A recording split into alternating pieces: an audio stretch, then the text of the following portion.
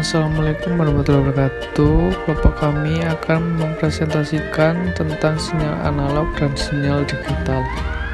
Yang selanjutnya anggota kelompok. Yang pertama Anggar Kusuma, yang kedua Rehan Aditya, dan yang ketiga Ahmad Aditya.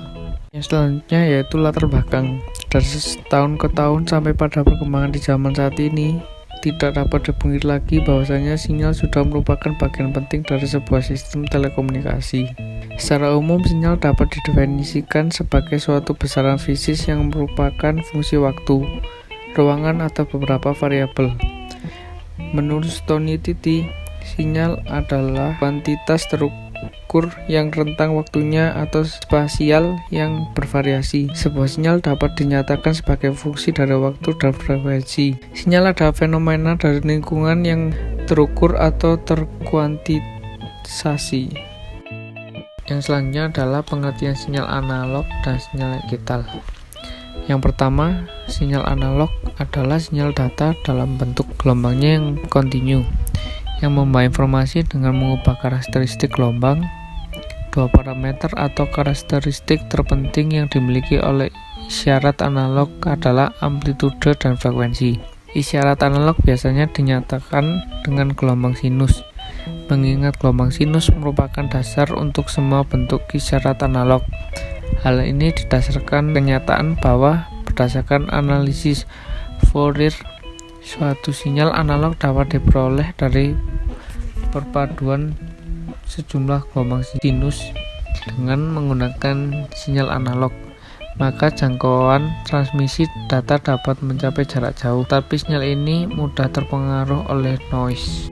Yang kedua yaitu sinyal digital, merupakan hasil teknologi yang dapat mengubah sinyal menjadi kombinasi urutan bilangan 0 dan 1, juga halnya dengan biner, sehingga tidak mudah terpengaruh oleh derau. Proses informasinya pun mudah, cepat, dan akurat. Tetapi transmisi dengan isyarat digital hanya mencapai jarak jangkauan pengiriman data yang relatif dekat. Biasanya isyarat ini juga dikenal dengan isyarat disket. Sinyal yang mempunyai dua keadaan ini bisa disebut dengan bit.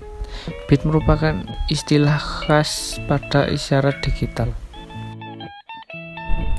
Yang selanjutnya adalah permasalahan dari sinyal analog dan sinyal digital. Yang pertama, atenuasi. Atenuasi adalah melemahnya sinyal yang diakibatkan oleh adanya jarak yang semakin jauh yang harus ditempuh oleh suatu sinyal, dan juga karena makin tingginya frekuensi sinyal tersebut. Yang kedua, distorsi. Distorsi adalah sebuah perubahan suara yang terjadi ketika amplitudo sinyal melebihi range yang tersedia. Contoh dari distorsi adalah suara berisik yang dikeluarkan oleh speaker yang rusak. Yang ketiga adalah noise.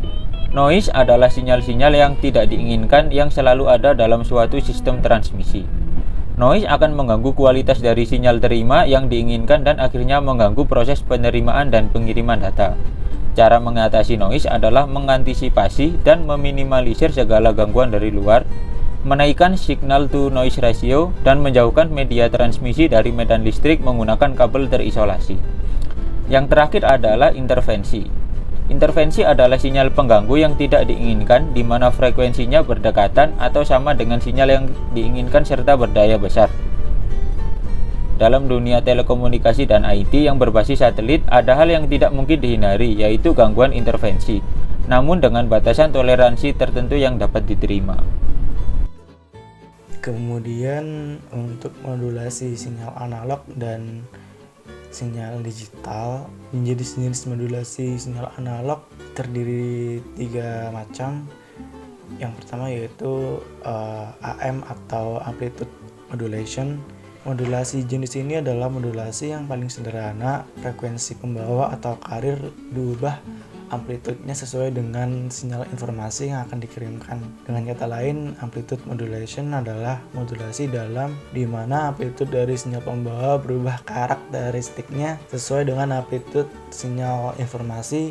Modulasi ini juga disebut dengan linear modulation, artinya bahwa pergeseran frekuensinya bersifat linear mengikuti sinyal informasi yang akan dijalankan. Kemudian yang kedua yaitu FM atau frequency modulation. Modulasi frekuensi ini adalah salah satu cara merubah sinyal sehingga memungkinkan untuk membawa atau mentransmisikan informasi ke tempat tujuan.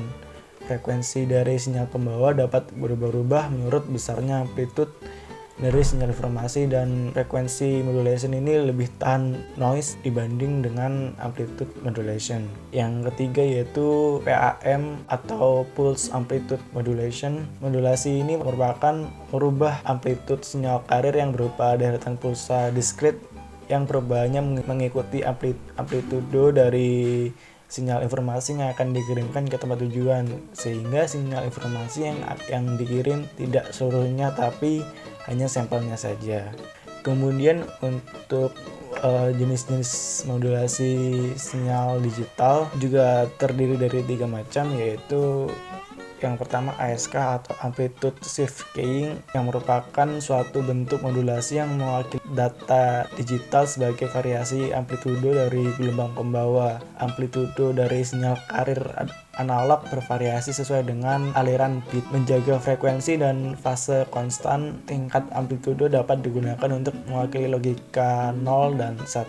Amplitude Shift Keying merupakan suatu modulasi di mana logika 1 diwakili dengan adanya sinyal dan logika 0 diwakili dengan kondisi tanpa sinyal.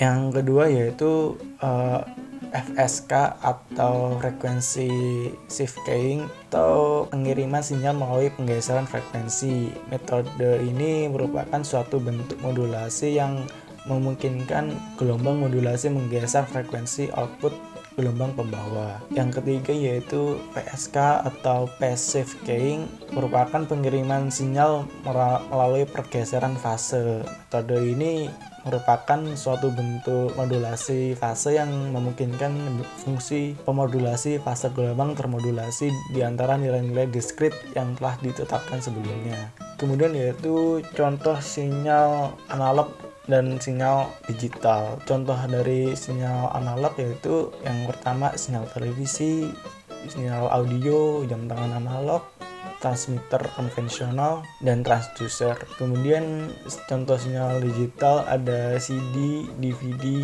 jam tangan digital, komputer, dan sinyal transmitter. Kemudian yang terakhir yaitu kesimpulan. Dari apa yang kelompok kami sampaikan dapat disimpulkan bahwa sinyal analog dan sinyal digital sering digunakan oleh seseorang baik dalam dunia teknologi maupun sosial, sehingga memudahkan seseorang dalam memecahkan suatu masalah, dan kedua sinyal tersebut juga memiliki kelebihan dan kekurangannya masing-masing.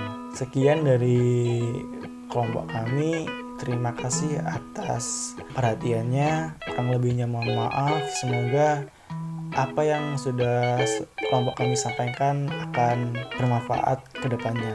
Terima kasih. Wassalamualaikum warahmatullahi wabarakatuh.